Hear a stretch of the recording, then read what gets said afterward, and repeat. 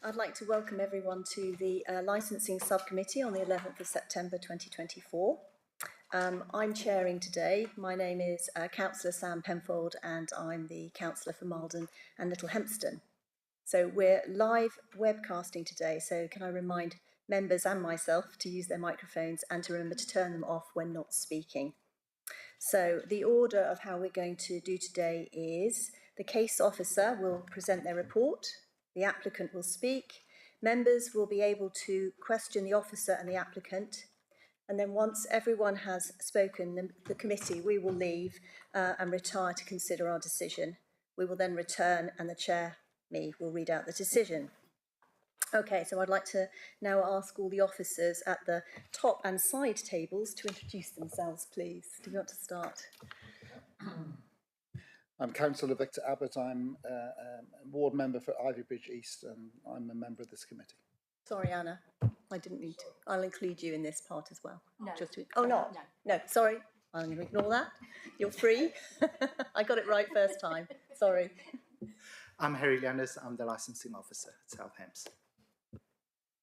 Naomi Stacey, I'm a senior licensing officer for South Hams. You know who I am. Julie Carson, member for Brixton, Wembury, Sherford, member of this committee. Good morning, my name is Amelia Bolter, Senior Democratic Services Officer and Clerk to this committee. Good morning, my name's Catherine Bowen. I'm the Council's Deputy Monitoring Officer and the advisor to the subcommittee this morning. Okay, thank you, top table.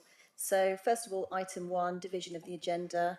I'm not aware of any reason to divide the agenda. No. Okay, thank you. Item 2, urgent business. As far as I'm aware, there's no items of chair's urgent business. No.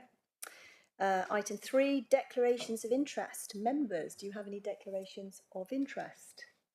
No. Okay. So item 4, application to vary the premises licence of Morrison's Daily Totnes service station on Station Road in Totnes. So I'm going to invite our officer to present the report. Thank you, Chair. So we're here today to consider the application from Motor Fuel Limited to vary the premises licence for Morrison's Daily Totnes service station. The premises is a shop attached to a petrol station which is located on the A385, which is the main road through Totnes, and a location plan was provided at Appendix D of your papers. The application is to extend the hours for the sale of alcohol to 24 hours daily, to remove the conditions listed in Annex 2 and 3, and to include in Annex 2 the conditions in Section M of the application. And a copy of the application form is attached to Appendix B.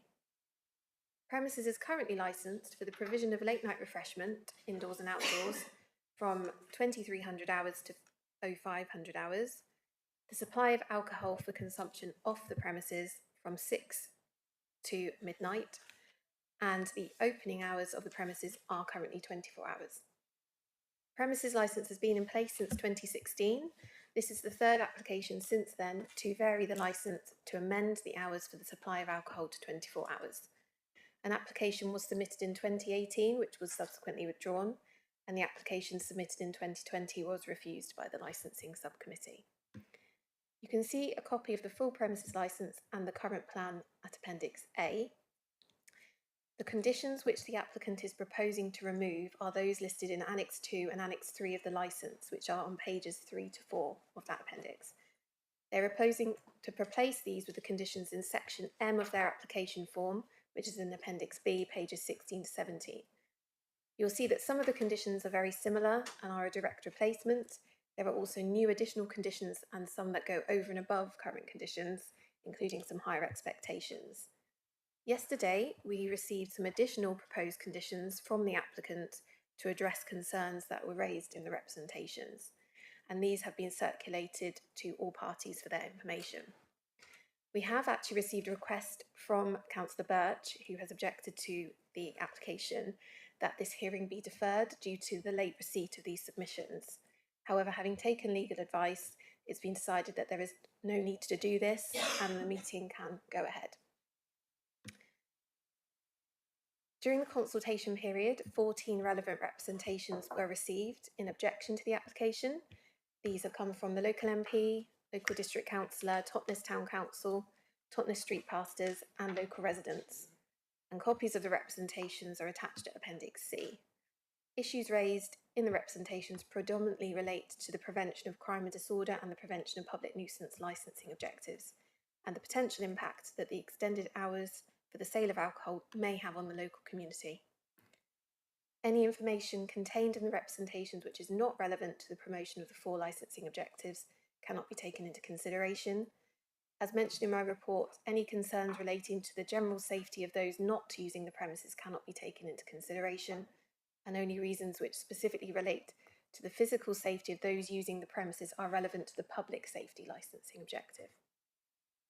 Since publication of the committee report, we've also received further information from some of those that have objected to the application, and that has also been circulated to all parties.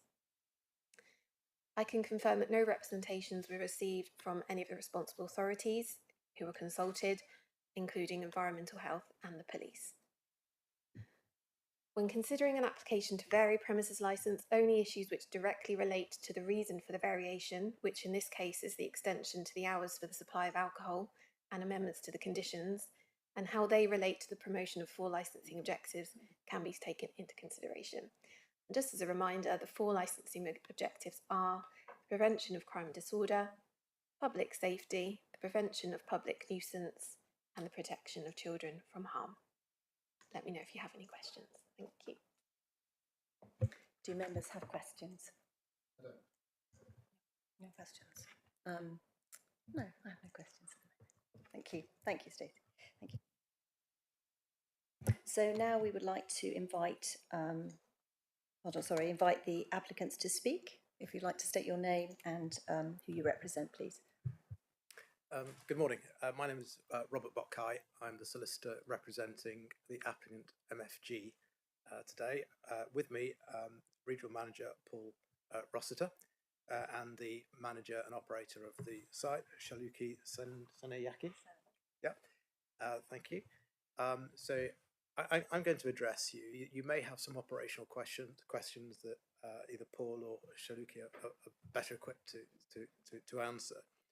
A little bit of background. So MFG Motor Fuel Group acquired 350 or so, I think it's 332 Morrison's petrol stations a few months ago.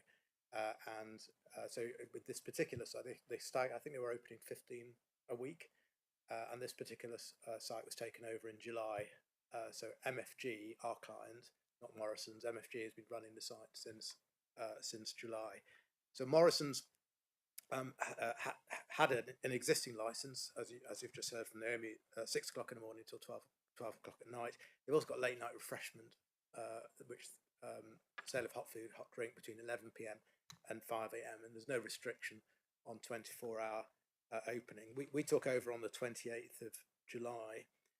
And this is an important point. I think I'll come back to this as well a number of times. So when we took over, we started using the night pay window from 10 p.m. And I think that's what you will have seen from representations. That's what's caused some issues for local residents. And so, yes. Sorry, can I say something? I don't mean to interrupt you and be rude, but you only have 10 minutes to speak. Sorry, I don't think I said that at the beginning. Sorry, I apologise. So right, I might just go slightly over the 10 minutes. That's all right. I wasn't aware of the 10-minute rule. Okay, so there's no there was an application, as I understand it, 2018 that was withdrawn, as Noah said. Then 2020, Morrison's applied. From what I can see from the decision notice, that was very much about the pandemic, and that Morrison's wanting to be able to open 24 hours to allow people to come during the lockdown or whatever to shop in a more relaxed, quieter environment. That's what I can see from the 2020. And they were criticised. Morrison's were criticised by the committee for not bringing the DPS to the hearing to answer questions. And so that's one of the reasons Shaluki is here today. If you have any questions of the DPS, we have some 700 24-hour petrol stations within the MFG estate. So we are very experienced at running 24-hour stores. I have attended many hearings applying for 24 hours where we hear about all the concerns that residents have got about what will happen or may happen in the future. it's going to be a magnet for drug dealers, for drug use. Alcohol dependents are going to be coming to our site during the night. There is a school nearby. Children are going to be walking on broken glass. There's a park nearby. People are going to be buying alcohol and then going and sitting in the park and drinking all through that. Those arguments, I'm not belittling what's been said here. They are concerns, legitimate concerns that residents have, because it's a fear of what may happen in the future. And we've heard all these arguments before many times. The way that licensing works, it's generally a fairly permissive piece of legislation that allows licenses to be granted, but it's got a very serious sting in the tail, and that is a license review. So if, and our experience is that these problems don't happen elsewhere, and they're most unlikely to happen here in Totnes. But if they were to happen, and we didn't deal with them, then a license can be reviewed. And at that point, you as a committee can take the license away altogether, suspend it, remove the DPS, add new conditions. And I'm pleased to say that in the time that I've acted for MFG, which is together with MRH, 10, 15 years, not a single license has been reviewed. That's not to say there are no problems. It's not a utopian picture, but when we are told that there is a problem and we're aware of it, we deal with it, and we deal with it very quickly. Now, you'll have seen from the papers that there were two incidents or allegations of out of hours sales. You'll have seen that. I think you've probably seen the two videos. As soon as we received notice of that, we suspended alcohol sales. There was no questions asked. Suspend alcohol sales. Check all the paperwork. Check everybody's been trained. What's happened here? Investigate the incident. Paul's done that. Paul went down to the site, looked at what happened. All staff had been trained, but we retrained them anyway, so they've all been refresher trained. And I probably don't have time in the 10 minutes to go through exactly what's happened, but very briefly, and Harry has been down to check as well. So they were sales that took place at about 12:01, 12:02, or the sales were completed at 12:01, 12:02. So they started before midnight, and the cashier was trying to get it through before midnight, and it went through at 12:01, 12:02. It would be a technical legal point as to at what point the actual transaction occurred, and I don't think we need to go there. This wasn't a case of selling alcohol at 1 o'clock in the morning or 2 o'clock in the morning. It was a cashier trying to get the sale through before midnight. We've resolved that anyway. We've installed software now so that alcohol cannot be scanned through after midnight. So even if somebody is in the queue at 5 to 12, if they come into the store or come to the till at midnight or immediately after midnight, they simply won't. So, and the cashier will be able to point to it. So I'm sorry, I can't do it because the cut off. So that can't happen again. The first video did show people larking around, making a noise on the forecourt, and it must have been very disturbing for residents. And we recognise that, and we're sorry for any disturbance.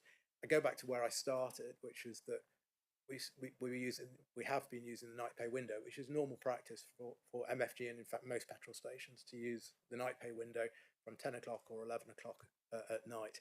The main condition change that I've submitted yesterday is that we are committing to keeping the shop open, the doors. We won't use a night pay window, and that's so that we understand that noise can transfer very easily from the window, if there is a queue, and we don't expect generally there to be queues during the night, but that noise of the transaction taking place should take place inside the shop rather than outside. So the reason it's taken a long time to get the conditions through, you can imagine how many people that had to go through at MFG to agree the commitment, which is unusual, to not use night pay window, but to go with a double. So there will always be at least 2 people working in the store, and customers will come inside the store to complete the transaction.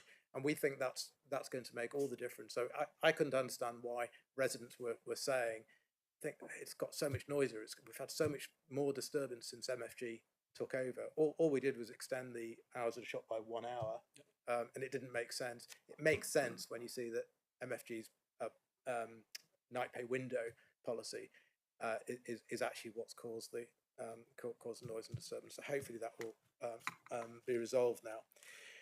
So the police are your main source of expertise on crime and disorder. That's the national guidance states that the police are not objecting to the application for 24-hour alcohol here. If there were incidents of crime and disorder that were logged against the site, then I'm sure the police would have brought that to our attention and to your attention. They haven't done so. Your environmental health protection team is also not objecting. Licensing is not objecting. None of the responsible authorities are objecting to the application. The residents have got a number of concerns, some of which I've already highlighted. They've talked about the need for the licence. That's not a factor in a licence application. They're concerned about change to operating hours. That's not what this hearing, and Naomi's touched on that. That's not what this application is about. We can open 24 hours a day already, and we're licensed 24 hours a day for late night refreshment only. The only thing we can't do is sell alcohol between 12 and 6, and that's what we're asking you to change. They say that they've witnessed the two out of our sales. I've addressed those. I can talk to you about those in more detail, as can Paul. There's a suggestion that we've weakened licence conditions. Well, there's certainly no intention to do that. Generally, when we go for a variation of a licence, we try to update conditions because conditions that might have been imposed in 2016 are starting to look a bit dated. CCTV conditions need updating. We've moved to Challenge 25 rather than Challenge 21, which was about 2016. So we generally put our up-to-date operating schedule. Now, in doing so, we omitted a condition about no single cans, which was on the existing licence. And that was an administrative error. It wasn't intentional. So that's on the list. Sorry. What did you omit? No single cans. Oh, yeah. So that was on the existing licence, and somebody's pointed that out quite rightly. Well, hang on, you've weakened the conditions. All of a sudden, you're going to be selling single cans, and it's going to cause problems. That was never the intention. Purely administrate. Whoever put the application together should have. So hands up on that. So the additional conditions here, we've retained the condition about alcohol being located so that staff can view at all times. That might be with the monitor. So one of the residents has said, well, it's round the corner, but actually the monitor that the cashier is looking at does show the alcohol there. The second condition, that no sale of single cans of beer, lager, cider, that's to repeat the condition that is on the existing licence. No sale of alcohol within 2 metres. I think that was also on the licence. We wouldn't do that at 2 metres of store entrance. We'll have notices reminding customers to leave quietly. We've added the condition about no high strength beer, cider, lager, and the reason for that is that some residents have talked about, are we going to become a hub and a magnet for problem drinkers? Our experience is that it's the high strength beers and ciders that tend to attract the wrong customers, and so we're content for that condition to go on. In order that we have the doors open during the night, we felt that authorities would prefer that we are double personed during the night as well. So that's the 6th condition. And then the 7th is really important, that there be no sales of alcohol or provision of late night refreshment through the night pay window. So it will all, as I say, the sales will always take place. Okay, can I interrupt you? You need to come to the conclusion of your argument, please. Okay, and then we recognise that there's a hearts and minds piece that is needed here. We've considered all the representations. We're sorry that it hasn't all gone perfectly since we've taken over, and we recognise that we've got neighbours. We would like to invite neighbours to whoever we can speak to today. We will do so, but we're very happy to host a quarterly meeting with residents so that they can feed back any issues that they may have about the operation of the store. I've said for a period of 12 months, starting from today. The only reason for limiting it for 12 months is that I've seen these conditions go onto licenses before, and of course they stay for years and years, and then nobody wants a meeting. So we don't want to force people into meetings, but happy to consider any alternative wording that you may think is appropriate there. So most of the concerns that the residents and others have raised, including the pastors, it's about it's crystal ball, looking at crystal balls. So about, okay, there's going to be alcohol later. We can already sell alcohol till midnight. So if at the moment people are buying alcohol at midnight and going into the park and then smashing glass all over the place, and children are not able to get to school because they're walking over glass, that's not been brought to our attention. The police have not raised that as a concern.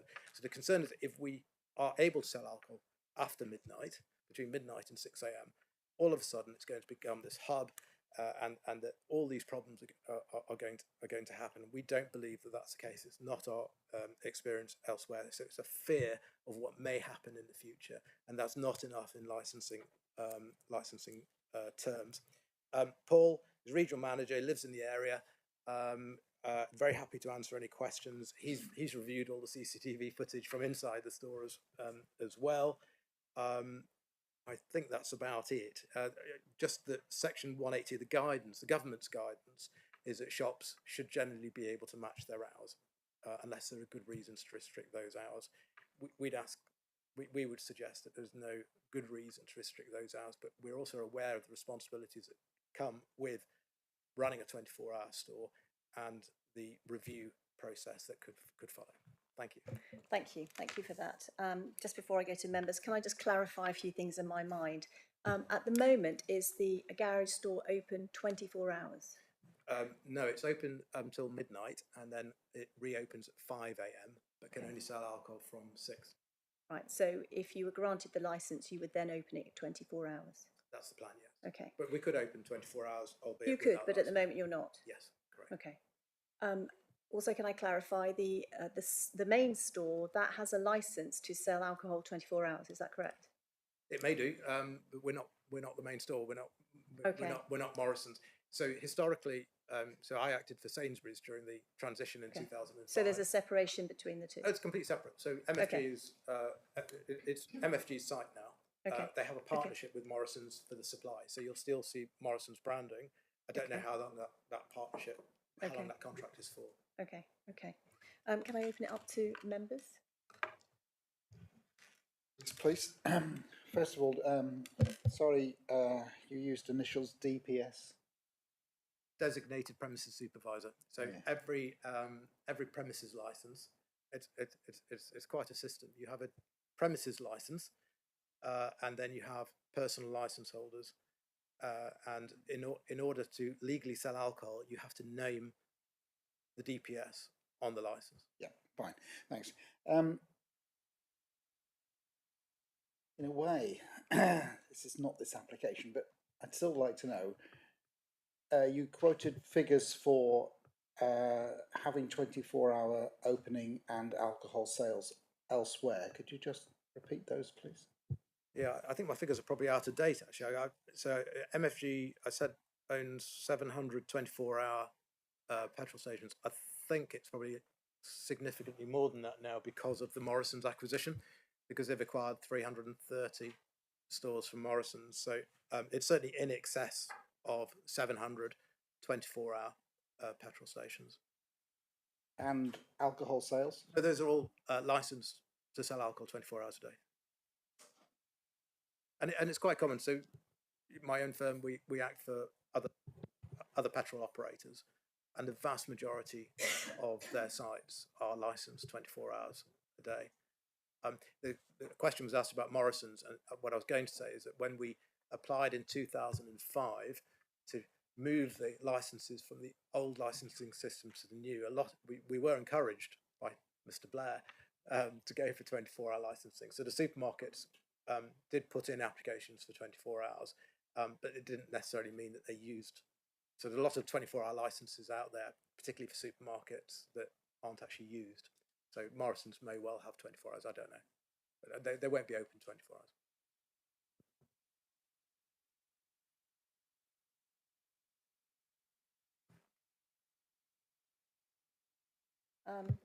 Sorry, at the point now, I'm going to open questions up to Julie. No.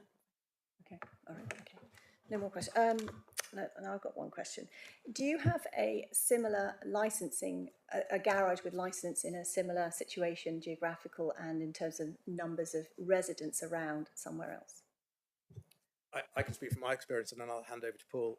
We have petrol stations which have residents right on top of them. So I must admit, when I read the papers, I thought there was going to be much more density of housing in closer proximity to this particular store. But you have transient stores, which are those on the main roads, and you have neighbourhood stores, which are in local communities. And so yes, we have plenty of stores. And Paul, why don't you speak from your experience? You're responsible for 94 stores. 94 Why don't you stores. talk I operate from Basingstoke to Penzance. 70 of those are 24 hours. In terms of local stores that probably kind of fit the criteria that is Totnes, the closest one to us that I look after is the Esso Garage. Sorry, excuse me. Is the Esso Garage in Torquay, in between Torquay and Preston. So that one is hours, that's 24 hours. It's 24-hour alcohol, and there are houses right across the road. We also operate one down in Plymouth on Budshead Road, which again is 24 hours with 24-hour alcohol. I think the slight difference that we're here today is all of those sites operate on a night hatch, and it's a kind of a standard security policy from MFG in terms of a lot of these sites are single manned, but actually with Totnes we're saying that we're happy to forgo that, and we will ensure that the site is double manned if that meets the objectives. Okay, so granted, those ones are slightly different because they have a night hatch, and you're proposing not to have a night hatch here for reasons. What are the complaints that you experience in those other ones? I've worked for Motor Fuel Group now for 5 years, and I have never had to deal with any licensing complaints for any of my sites. So I started as an area manager 5 years ago, looking after 18 sites in Devon and Cornwall. And for the last 12 months, I've been operating as a regional manager looking after 94. And this is the first time I've been in this situation. So no more questions from members? Okay. All right. Hi, can I just ask, why do you feel the need to have 24 hours on this site? There's need is not a requirement in licensing.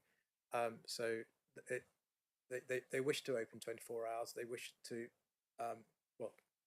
in accordance with the government's policy, they should be able to provide all the facilities 24 hours a day. They do so safely elsewhere.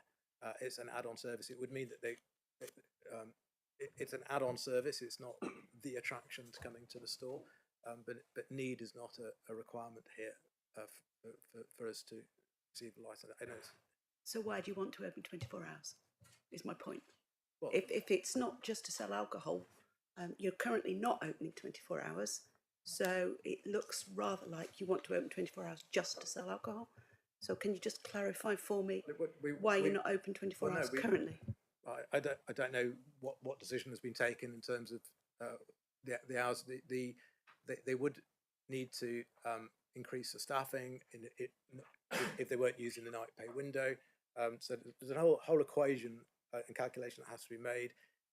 Obviously, if they're open, they want to be able to provide all of the services. So if we are open, it will mean that people can fill up with fuel during the night as well. So it's the whole facility would be open. They may well open without the license. I don't know. It's not a decision that I'm party to. Sorry, can I just clarify something? At the moment, can you get petrol at night without going into the kiosk? Can you get it from just the, whatever it is, use your card? The pump, that's the word. No, the petrol pumps do have the pay at pump facility. Yeah. We don't operate those pumps 24 hours though. We haven't don't? got the system installed for that. Okay, okay. Thank you.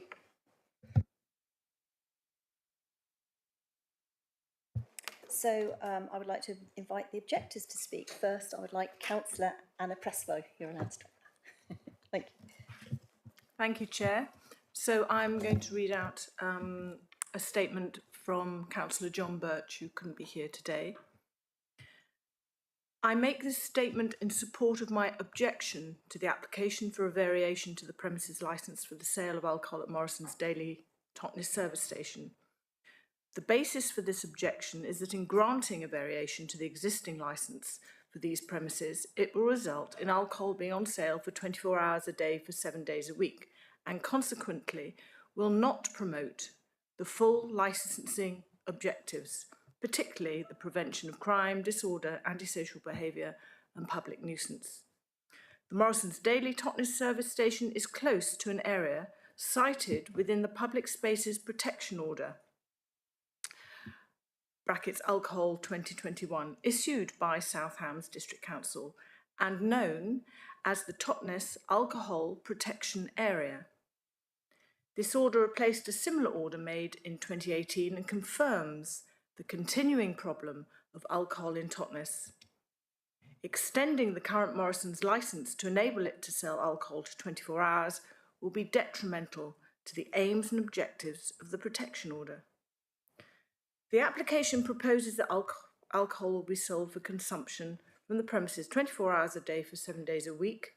Granting a variation to the existing licence will provide a further source of alcohol within an area already populated with more than sufficient licensed premises, and will result in Totnes suffering a further increase in crime, disorder, antisocial behaviour and public nuisance. The social problems associated with alcohol have increased in Totnes over the years and gave rise to the need to address the issue by the introduction of the Public Spaces Protection Orders in respect of alcohol by South Hams District Council, as mentioned above.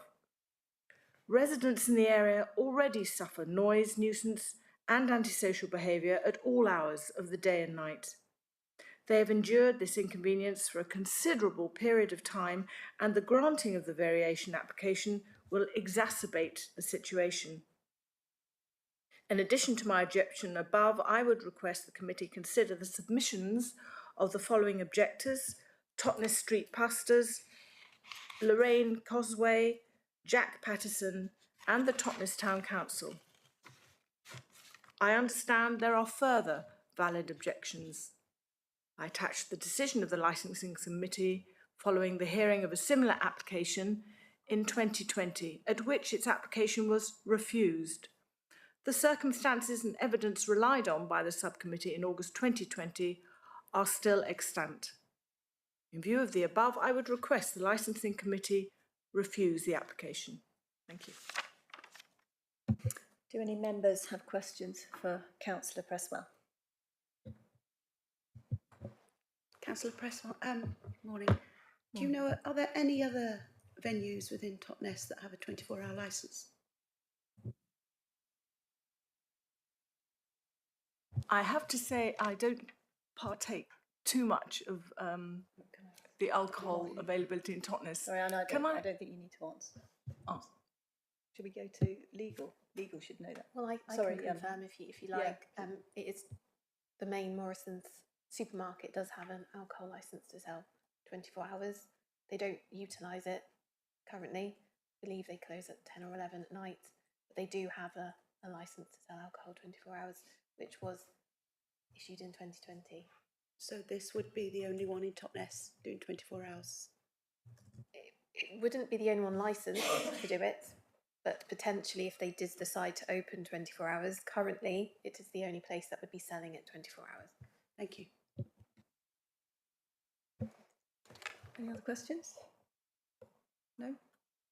Anna, do you want to say something? May I just ask, as a point of order, can I defer to the Deputy Mayor of Totnes or not? Is that okay, Clark? Legal? Yes, Councillor Presswell's talking on behalf of Councillor Birch, so she doesn't necessarily have the knowledge that he would have done had he been in person. So if you have the similar questions, could be answered for the next speaker, should you wish to do so. Yes, I'm happy for that. I was just going to say I was going to address that point in what I was going to say, and I can speak with some clarity on who is open when. I think it's been addressed. Thank you very much, though. That's okay, Anna. Thank you. Okay. So, any other questions from members? No. Okay. So, all right, we're going to go to Councillor Tim Bennett from the Totnes Town Council. Hello, thank you.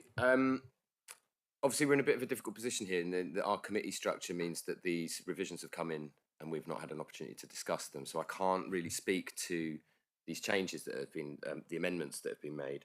I'm not going to labour the point by then going over some of the points we've already covered or have even been for want of a better word, addressed by the applicant. For me, the key things are, as to second Councillor Birch's statement made on behalf by Councillor Presswell, that we feel that the objections raised 4 years ago for the last application still stand. We currently in Totnes, yes, the supermarket has a 24-hour licence, but it stops serving alcohol at 10:30, I believe, and it closes at 11. You may be able to buy alcohol until 11, but it closes before any of our pubs, late night pubs, close. Our last licensed venue closes between midnight and 1 in the morning, depending on the night of the week. That venue already sees a group of people, and I'm not talking alcohol dependents, I'm not talking drug addicts, I'm not talking all of that. I'm talking regular members of society who are just still merry after a few pints or whatever. I will hold my hand up and say I can be one of those people, but they congregate outside our latest venue, which is already quite a late night venue. The fear we have is that then what that creates is that we've already had existing problems for that group then moving into public spaces and continuing to drink into the early hours. We had extensive problems last summer. The fear is that that group then migrates, it's all of quarter of a mile, if that, to the petrol station. And then that creates then, and sure, we're not suggesting that people are going to be having a party in the petrol station, but then there's a stream of people there, then often maybe, you know, they don't know where they're going yet. You end up with this, we feel that it will increase the antisocial behaviour in that area, and particularly in terms of noise and congregating of people. And we feel that, I know the police haven't commented that, but I personally feel that that is a bit of an oversight from the police, because they are fully aware of the problems that we've had. I really don't think that comment can be made without the police. The police have had opportunity to consider this application. The police came to the site on Monday, so this is not the police sitting on the fence. We I'm recognise what expressing you're my saying. surprise. Yeah, we're recognising. We acknowledge that point. Okay. We've had extensive talk with them about antisocial behaviour, so I'm just pointing out my surprise. As I say, I don't feel there's any need for us to labour the points about that have already been discussed, but to suffice to say that those objections that are I believe in your paperwork that we've already submitted, some may be addressed by the applicant. Our main concern is about that prevention of antisocial behaviour. I think, again, the thing is, I know it's somewhat outside of the remit of the application, but it does somewhat fall into that same prevention of public nuisance. Totnes isn't a 24-hour town. Whilst you may have the licence, I think you need Totnes to address isn't a the chair. 24-hour town. Okay. I said Totnes is not a 24-hour town, and it would really, you know, it does create a big difference and create a different mood from punters as to how they behave in those environments. From lived in places with many 24-hour licences, it does create a different atmosphere. I respect that is not what the grounds of the application are, but it is in relevance to our existing licences, how late people can drink, and then what people do when those places close. Thank you. Members, any questions? Well, I have, but I wonder if it should be to our legal, well, to licensing, yeah. Would you like? Yeah, okay. So, Councillor Bennett first. Yeah. So no, not. I don't. Let me try. So on the, I'd like to understand a bit more about public space protection orders and the maybe the area, and the consequences. And I don't know that. I think our officer can speak to that. Yes, so there is a public space protection order in place, as Councillor Presswell mentioned, within Totnes. That doesn't prevent the consumption of alcohol, but it gives extra powers to the police. If there is antisocial behaviour being committed, they have powers to confiscate alcohol and give fines in certain circumstances. And there are designated areas within Totnes that covers. The area which it covers, it's not directly along the same road as the petrol station. It doesn't cover Borough Park, but it covers quite nearby areas near to the petrol station. But that is the definition of what it means, is within those areas, if someone is behaving antisocially and they have possession of alcohol, the police have got those powers then to confiscate that alcohol and to take extra steps. But presumably there's a public order offence or something that the police could react to anyway, even if you're outside of that protection. I think potentially, I think it gives them more. I don't think the threshold is as high potentially as you perhaps have elsewhere. In those areas, it's very much if there's any kind of disorder and there's alcohol involved, they can take stronger measures than they would elsewhere until it reached a different threshold. So that's the main difference. But there are areas within Totnes fairly close-ish to the petrol station, but not along the actual road of the petrol station. That's the best explanation of a PSPO I've heard for a long time. They're so often misunderstood. But Naomi's absolutely right. Okay. They give police extra authority to confiscate where they believe there is nuisance being caused by somebody who is drinking. It's about extra powers. Okay, thank you. Can I ask you a question, please? So can I be clear? Can I revisit about this question about the notification of new licensings or variations of licensing going to outside bodies such as the police? Were they definitely notified of this? What's the process, please? Can you just talk to that? Yes, of course. So every application for a variation to a premises licence and for a new premises licence is submitted to all the responsible authorities, of which the police are one. They receive that and have 28 days to make any representations. During the course of that period, I myself and colleagues have had conversations with the police licensing officer, and it was looked at by themselves and the local officers, and then the decision is made, as with every application, on whether there's sufficient evidence for them to then submit a representation. And on this occasion, they've made that decision not to submit a representation. Okay, so there was a definite communication between the two organisations. Yes, definitely. So they definitely received the application with the full time period, and we have subsequently confirmed with them that that's the outcome. Thank you. Anna, Councillor Percival. Thank you. If I could just add something on behalf of Councillor Burt. Sorry, he's written. Sorry, Anna. Sorry, read something. Yeah, sorry, Anna. Sorry, Councillor Percival. We can't just stop there for a moment. Right, member. Again, Naomi, please.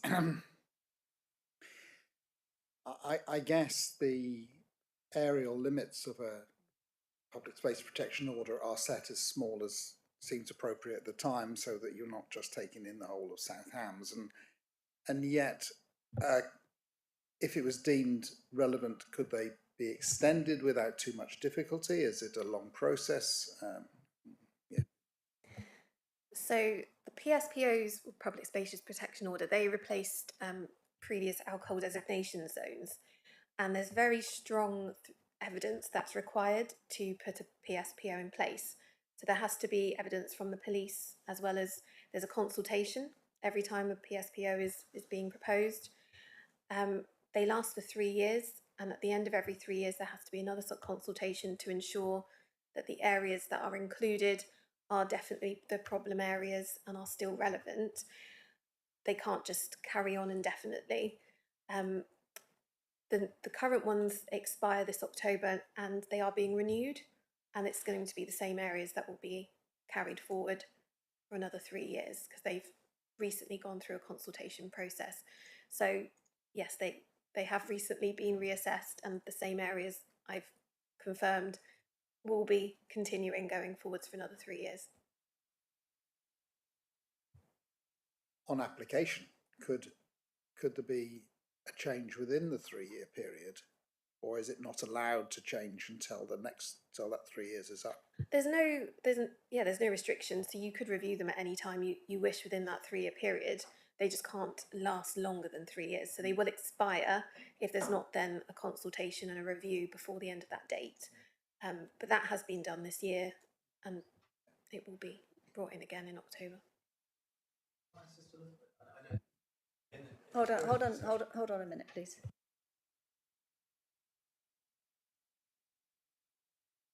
I apologise, you've had your say. That's it for the moment. No, I'm sorry, you have to stop now. Sorry. I can advise the panel when we retire. Any more members, any more questions? No. Well, I have another name here for an objector. I don't know if Mr. Peter Logan is here. No. Okay.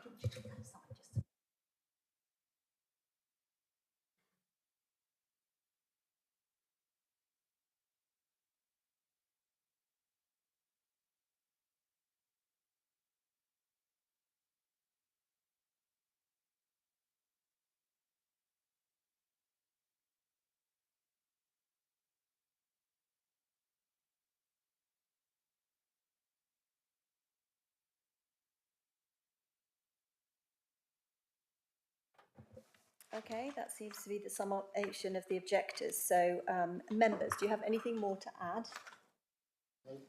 No more questions? Okay. Then what we will do, we will retire and leave you here. We'll go and make our decision and come back in a moment. The closing submission. You had your closing submission earlier in your 10 minutes. No, that was not a closing submission. Can I confirm with the clerk and our legal about that, please? I seem to remember, actually, I said, could you make a summation of your closing of your argument? I actually made that point in the 10 minutes, sorry. Well, I would usually have the opportunity to readdress, having heard from other parties. I can't remember any hearing I've attended where I've not had the opportunity to address a committee before they left the room. It'd be very simple. It's we don't normally do that with it. We have this 10-minute thing, but the chair has a discretion should she choose to allow you to address any points briefly that have been raised. Well, if I allow you to do that, I think it's only fair that I allow the main objector, in terms of the representative of Councillor Cresswell, to actually do a summation too. As applicant, can I go last? So, thank you. Very rare I get the last word. All right. Okay, we've allowed for you, but you refuse, you say no, that's fine. Okay. All right, Councillor Cresswell. I appreciate that, Chair, and it's purely words that Councillor Birch has written down, and I just want to reiterate. The social problems associated with alcohol have increased in Totnes over the years. Thank you. Thank you, Councillor Cresswell. Now it's your turn. Thank you, I'm grateful. I just wanted to touch on the PSPO because PSPOs do cause some confusion. They're often misunderstood, and I commend Naomi for explaining it with such clarity. The important thing is it's not a ban on outside drinking, which is what people often think they are. They're not. It is simply to give the police additional powers to confiscate alcohol from those who refuse to hand it over. So I don't think it's really pertinent to this application. We will have stores, and certainly I've got clients with other supermarkets and stores which are inside areas that are covered by PSPOs. And in those situations, we may actually put a notice up informing customers that they're in a PSPO. But it's a bit of a red herring for the purpose of today's proceedings. I wanted to absolutely emphasise that the police have been consulted on this application. They objected in 2018. They didn't object in 2020. They're not objecting today, and it's helpful that they've had discussions and they came to the site on Monday as well. And they are satisfied. They are your experts on crime and disorder. So if there were an issue with crime and disorder, they would have made a representation. I would just repeat that the licence review process gives some reassurance to councillors, to the town council, and to residents that if their fears materialise, and we would submit that their fears are most unlikely to materialise. If they do, they can talk to us. We will have a direct telephone number for the store manager. We're happy to host meetings. We want to build a relationship with the neighbours. And if we don't take steps to deal with the issues, then we know perfectly well we'd be back here for a licence review. But thank you. Thank you. Okay. All right. Well, I think the committee will retire. You stay here, and I think there's teas and coffees or refreshments outside, so please.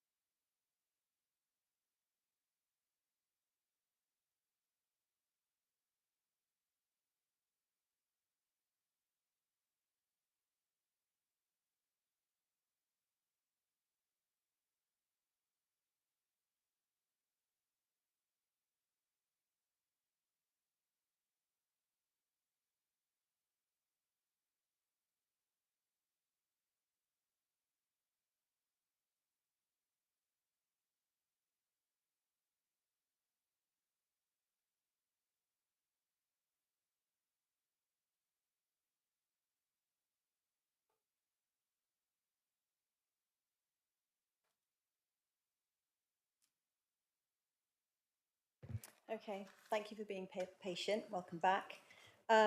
We've considered the application to vary a premises licence. We've considered the statements of licensing policy, the government guidance, and our obligations that relate to the promotion of the licensing objectives. We've read carefully the written statements from all parties, plus additional statements from persons here today.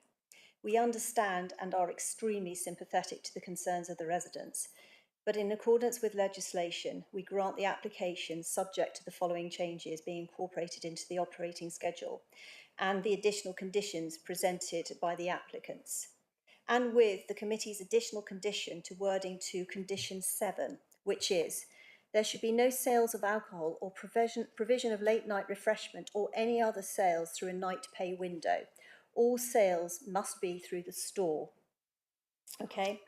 Then we therefore we encourage residents to take up the offer of the quarterly meetings with MFG as in accordance with condition 8, and we also encourage all residents to use, as in condition 9, the dedicated telephone number of the designated premises supervisor if there are at all any issues.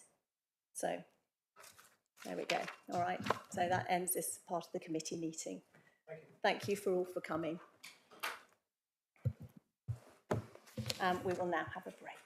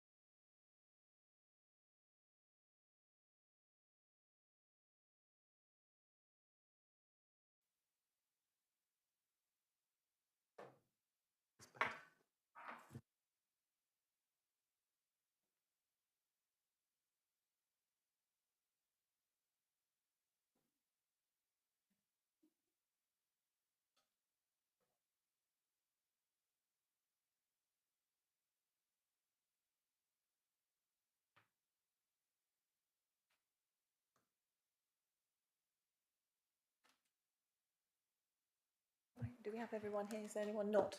Yeah. No, we're all here. Okay. Welcome back to the second part of the licensing subcommittee. I'd like to welcome the new people to the meeting, and I'm chairing today Councillor Sam Penfold of Malden and Little Hempston, and I would like to invite the top table to say who they are again, please. So starting this time with Anna, Councillor Presswell, if you'd like to introduce yourself. Thank you, Chair. Councillor Presswell, representing Totnes. Harry Leonis, I'm the licensing officer at South Hams. Naomi Stacey, I'm the Senior Licensing Officer at South Hams. Julie Carson, member for Brixton, Wembury and Sherford and a member of this committee. Hello, I'm Amelia Bolter, Senior Democratic Services Officer and Clerk to this committee. And I'm Catherine Bowen. I'm the Deputy Monitoring Officer and the Legal Advisor to the subcommittee this morning. And a reminder, we're live streaming or live casting today, so remind members to use their microphones and turn off when not speaking. And just for the new people that are here, how we're going to proceed is the case officer will present the report, the applicant will speak, members will be able to ask questions of the officer and the applicant, and then once everyone has spoken, the committee will retire, we'll leave to consider our decision and then return and then read out our decision. So now onto the agenda. So item 5, application to vary the premises licence of Ivy Bridge Brewing Company, units 3 and 4 in Ivy Bridge. And I'd like to invite the officer to present the report. Thank you, Chair. So yes, as you've just said, we're here today to consider the application from Ivy Bridge Brewing Company to vary their premises licence. The application is to amend their premises licence plan to include the adjoining indoor premises of Unit 4 Glanville's Mill and the associated outdoor space. And a copy of the application form is attached to Appendix A. The premises Unit 3 is currently licensed for supply of alcohol for consumption on and off the premises, Monday to Sunday from 9 until 9, and the opening hours on Monday to Sunday from 10 until 9:30. No changes to the licensable activities or hours of operation have been proposed. The currently licensed area includes Unit 3 internally and a fairly large adjoining outside space. It is proposed to add Unit 4, which is the neighbouring unit, as an additional internal space with a small adjoining outside area which is not currently included. My colleague has taken some photographs which were provided with your papers and shows the premises as well as the currently licensed outside area with the new proposed unit and the outside area next door. During the consultation period, we received one representation in objection to the application from a local resident, and the issues raised in that representation predominantly relates to the prevention of crime and disorder and the prevention of public nuisance. The main concerns relate to noise from music and from customers of the premises, particularly when they're using the outside seating area. Any information contained in the representation which is not relevant to the promotion of the 4 licensing objectives cannot be taken into consideration when determining the application. So since the publication of the committee report, we have received some further information from the applicant, which has been circulated to all parties and to the subcommittee for your consideration. I can confirm that no representations were received from any of the responsible authorities who were consulted, including Environmental Health. As before, just for reiteration, when considering an application to vary the premises licence, only the issues that relate to the changes that are being proposed can be considered. So in this case, it's the addition of the next door unit and the extra outside space and how that relates to the promotion of the 4 licensing objectives. Please let me know if you have any questions. Members, questions? No? No questions. Okay. I would now like to invite the applicant to speak. So if you'd like to introduce yourself, and then you have 10 minutes to talk. Thank you. Yeah, I'm Simon Rundle. I'm founder and CEO of Ivy Bridge Brewing Company. Do I need to introduce who I have with me? Yeah, so Please do. This is Julie Nass, who's coming as a witness to represent the customers. Well, not all of the customers, but as a representative customer of the brewery.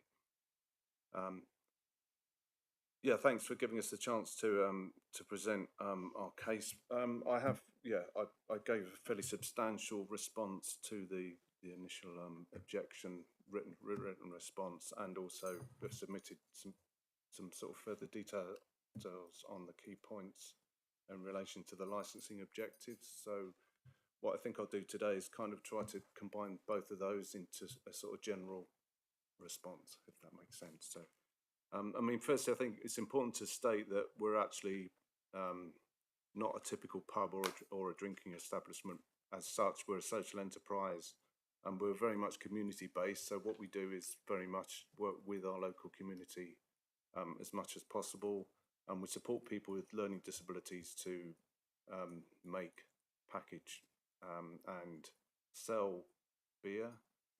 The tap room that we have is actually very important for that, as it's a shop, because it gives them opportunities to learn how to do shop service and how to work in a bar, really. So coming on from that, because of the people we work with being quite sensitive, we obviously need to make sure that we adhere to all of the licensing objectives, because they don't like some of the things that result from if you don't adhere to them. So the last thing we would want is a really noisy space full of drunken people. So we make sure that, and we keep on top of the people that come to the tap room. We don't really have to be honest, as I hope Julie will let you know, because the people that come to us tend to know what we're about, so they tend to act in a particular way. Our hours, Naomi outlined our hours.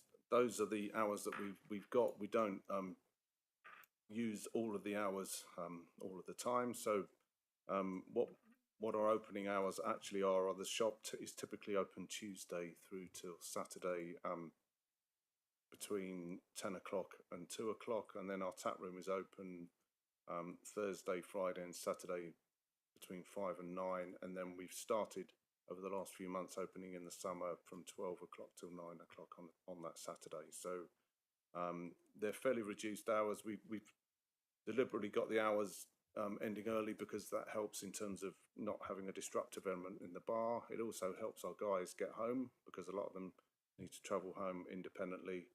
And also we did it in mind of where we were as well, so to try to make sure that we didn't create too much of a disturbance. Also, as Naomi has explained, what we're doing is a fairly small change in terms of our footprint, really, but we're expanding next door because our current tap room isn't big enough. What it actually means that people have to sit outside more during the winter because they want to come, but there's no space for them. So we're going to create an indoor space for that to happen. So the variation when we put it in, I mean, we didn't have to put that much in because a lot of what because it is a very small change. So in a way, we alluded to the kinds of things that we will have to do in the new year, that we'll have to put new signs up that talk about respecting our neighbours when they leave the premises, etc. But there wasn't that much change. Obviously, there'll be a slightly bigger area for our taproom manager to manage, but it's not dramatically bigger than it is at the moment. We've been in this premises over 3 years, and we started our tap room in the premises about 2 years and 4 months ago. We've had no complaints in that time from anyone about noise at all. We've never had to use our incident, but we've never had an incident of note in terms of anyone being overly drunk, and there's certainly never been any violence or anything like that where we've needed to make a note of it. We're aware that people actually use the premises next door as a holiday rental, and we've actually had them drinking in our tap room quite a lot. We've never had any of them complain about noise either, and I've noted, because I care about whether we're having an impact on the local environment. I've checked the reviews from that property, and they're all really positive, and 2 of them actually mention us in positive light in that. So I think we've done just about everything we can to make sure that we're not disturbing people in the local environment. the last thing we would want to do is to move in this new unit and create some sort of tension between us and the residents. So I think, you know, that's not what we're about. We're about working with our local communities. So we'd hope that we could work with the residents, and if they have any complaints, that they could talk to us about it, and we would sort them out. But as I say, within the broader context, I can't see that there's actually likely to be any dramatic change to our activities that's going to impinge on what goes on in Glanville's Mill. So yeah, I think that's all I'd like. Members, do you have questions? Yeah. Councillor Caswell. Thank you, Chair. It sounds a very interesting concept, and you've approved it for 3 years, so that's wonderful. Just a couple of questions. Have you done any outreach yourself to local residents to ask about, you know, you hope to extend, and what do you think? Not the local. We haven't gone round to all of the flats and spoken to them, no, but we work. I mean, no, is the simple answer. Thank you, that's okay. And also, if I may, the size of this additional space, what is that approximately that you want to extend to? Yeah, so I have thought about your previous question, actually, sorry. So, I mean, we have, as I mentioned earlier, you know, just talking to the people that have used the property for a rental, I wouldn't say I'm not wary of what the residents think, but I would, yeah, that's the closest property to us, and we have spoken to people that have been in there, so that they're not residents, but they're residents, temporary residents. So yeah, the size of the new unit is around, I think it's around 60 square meters. And the outside space, I haven't. It's probably the outside space is approximately 30 meters, but it's a small bit. Our current license actually covers pretty much 3/4 of the outside space. This is adding an extra quarter to it, so I mean, it's a very small addition to what we've already got as the outside space. Can I say something? To say the plan that's been provided with the application reiterates those figures kind of approximately. So you've put on the plan 56 metres squared is the addition to internal space, and 25 metres squared is the extra outside space. So they kind of verify. Thanks, I'm glad you've got the detail. You were almost bang on, so well done. Yes, thank you, that's all from me. Other members? Okay, so I have a couple of questions, and it might be our officer answers them. The licence, is it attached to the business or to a person? So if that person changes or moves away or whatever, or gives up the business, where does the licence go? The licence is linked to the premises. Okay. So if for any reason Mr. Rundle decided to leave, someone else could come along. They would have to apply to transfer that licence to them. So yes, it remains with the premises, providing it is actually transferred to another business. And how does the transfer happen? Does it come back to the licensing committee? It wouldn't come to the licensing committee. It would come to ourselves in licensing, and it's a very basic administrative process. So they just have to meet certain criteria of either being a legitimate business or an adult of some kind. The police do have the ability to object to a transfer application, as do the Home Office for immigration purposes.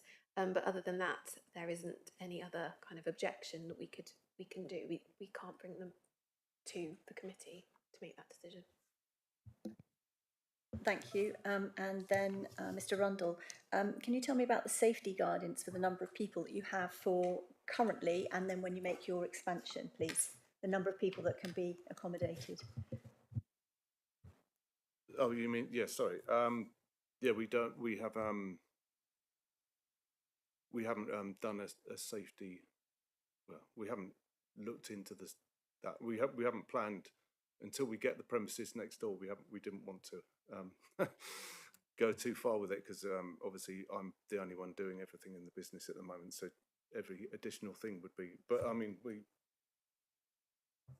just from what the size of our current unit is and the number of people we can fit safely into that, I would think that the numbers next door would be a maximum of around 40 or so, something like that, maybe 50. But yeah, I mean, obviously we'll look at what the regulations allow in terms of the number of square meters we've got and what the recommended number of people in that area should be, really. I mean, we are aware we've got to do that kind of thing, but it's not something we've looked into yet. Have you done it for the current premises though? You must. Yeah, we've worked out what the numbers are, what the permissible numbers are in the current premises. As I say, we at the moment, if we have too many people in there, what we have to ask people if they mind going outside. That's what in the summer there's not a problem because we've got the outside space, which allows the sort of overspill. But I think So, off the top of your head, do you know how many safely you can accommodate inside at the moment? yeah, it's 20. I think it's 20. Okay, thank you. And then can I ask a question of the licensing officer? So is there any numbers that can be allowed to be outside in the licensed area outside, or is it unlimited? Currently, there's no set restriction on how many is outside in that space. There is a current condition on the current premises license. Let me just find it for you. That says so for off sales, alcohol will only be in sealed containers, and patrons will not be allowed to carry drinks outside of the designated area for consumption. So they would be limited by the limits of that outside space. I will just say I don't want to confuse matters, but there is still currently in place something called the Business and Planning Act, which was brought in during COVID, which allowed all premises that are licensed for supply of alcohol for consumption on the premises to automatically be able to do off sales, and it overrides any conditions about sealed containers and where they can take them because of COVID. That has been extended, and it's currently still in place till the end of March 2020. So at the moment we can't enforce that condition. March 2025, sorry. But after the end of March 2025, that condition does become enforceable. But that's hopefully not adding to the confusion, but I didn't want it to. No, that's good. Thank you very much. So, members, any more questions? So, would Julie Nash, would you like to speak now? Yes, I'd love to. Thank you very much for the opportunity. As a woman who doesn't normally frequent pubs, this is a really different establishment. It's somewhere where, because of the nature of the people that work there and the nature of the people that go there for a drink, I feel safe.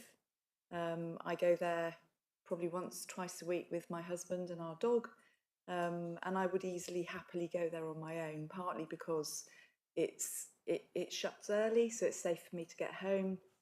The bar manager, the taproom manager is extremely knowledgeable and works really, really well with the guys who work there with the additional needs and who are at risk. It's nothing like any other place I've ever been to, which are pubs. This is not a pub, it's something very different, and I would invite anybody to come down and experience it for themselves. The early closure is really fantastic, and they stick to that. For the first time last week, we were there when the bell was rung at 10 to 9, and by 9 o'clock we were on our way. And it means, as Simon said, that the guys that work there have got opportunity to get home safely, because obviously they're quite vulnerable. I've never, in the 2 years that I've been there, witnessed any poor behaviour, and in fact, if anything, I'd say if there were, it's probably quite self-policing, because there's families there are children on scooters and people with their dogs. It's not your normal typical drinking establishment, and I think it's because people really appreciate the aim of what Simon set up. It's something that the community really want to support, because it gives those young adults, older adults actually, the opportunity to feel very valued in their community, which mostly people with additional needs don't. So it's precious. It's really precious to to me. And the slogan is "Great Beer, Changing Lives." And initially it was set up to really be about changing lives of the people who work there. But actually it's changed the community's lives too. It's had an impact. And so you do get an atypical clientele going to the tap room, which is an absolute joy. It's very quiet generally.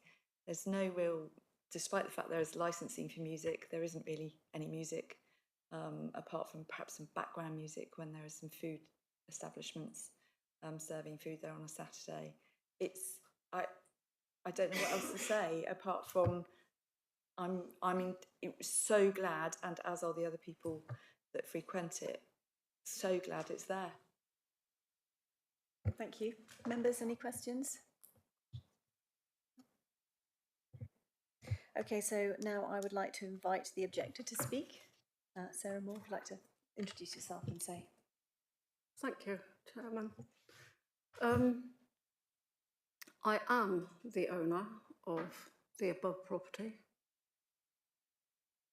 I found a note by accident while attending a funeral. I haven't been approached directly, and I live there when I'm not working. It's not purely a holiday rental. I had no objection whatsoever to having the tap room set up to start off with. It was 2 evenings a week, and they were making beer and selling by the bottle and outside 2 evenings a week. It's expanded and expanded. And the other day there was a party of 100 down there, and they move because of our climate, and we can't do anything about that. When it's chucking it down with rain, they move underneath the verandas where the other neighbours live. And it's sort of self-explanatory that it's going to get bigger and bigger and bigger, and it's a small precinct, and we're starting to feel, well, I personally am thinking, I as a single person, and they're all single people in that street, in those flats, vulnerable. They might be looking after vulnerable people, but we're vulnerable too. It works both ways. And the mess that has to be picked up occasionally, you know, with food carts coming in and what have you, you know, it all adds up. And when I was in my capacity working at the leisure centre, we did have a bar. And I know that things get out of hand. And you can't help it. Alcohol and people, they're an issue. There's not a lot you can do about it unless you separate the two. And I don't want to shut the place down at all. That's not my intention. My intention is to keep it small and contained. Because the bigger it gets, the more difficult it's going to be to maintain for us all. Thank you. Thank you. Members, questions? Councillor Creswell? May I ask how many members of staff you have at the moment, or is it just yourself? We have, in terms of non-learning disabled staff, we have 2 in addition to me, and then we have about 3 or 4 people who volunteer with us as well. And then in terms of the people, the learning disabled people, we have about 14 people we support, 5 of whom are employed by us in the tap room, so they get paid for doing that. So it's close to 20 people altogether. Thank you. And if you get the extension, are you planning to get any more staff? No, I don't think. I mean, our idea is that it will give more hours for the people we've already got, really. So, yeah, I mean, we're not going to. The intention isn't just to grow and grow and grow and take over the whole of Ivybridge. We have to keep a balance right with our guys. So we love it that we're getting more popular, but at the same time, we don't want to get too popular because we don't want a big tap room full of noise and loads of people because our guys won't want to work there. So I mean, it's in our own interest not to grow beyond a certain size, basically. And I mean, in terms of my business model, if we do grow beyond that, it would be in another tap room somewhere else, because I think, you know, we can't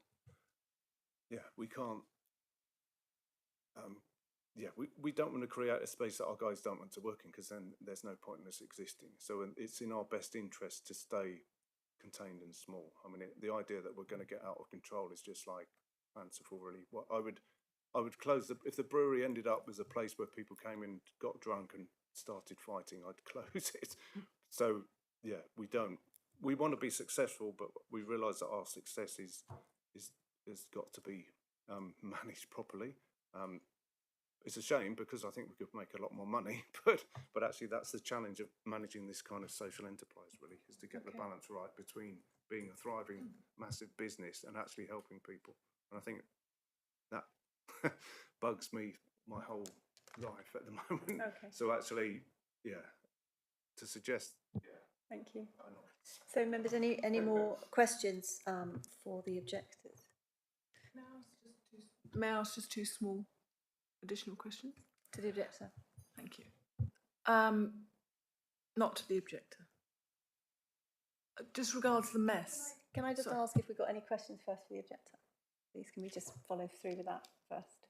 No, okay. Can we just do that first? Okay. Right, I have a question. So you mentioned that there were incidents in the past. Did you report these to anyone? What happened with regards to that? No, I haven't, but it's well documented that there's been a fire there, and in the past there have been people locked in there, and I have had they're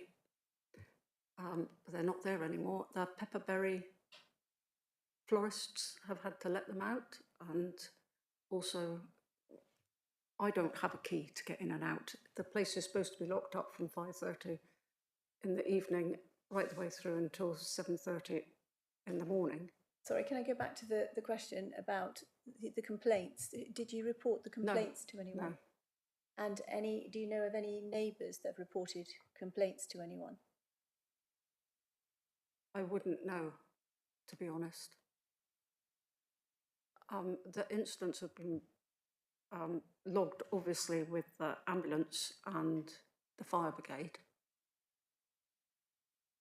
But when people are just locked in by mistake, which does happen, I find somebody who's got a key and let them out.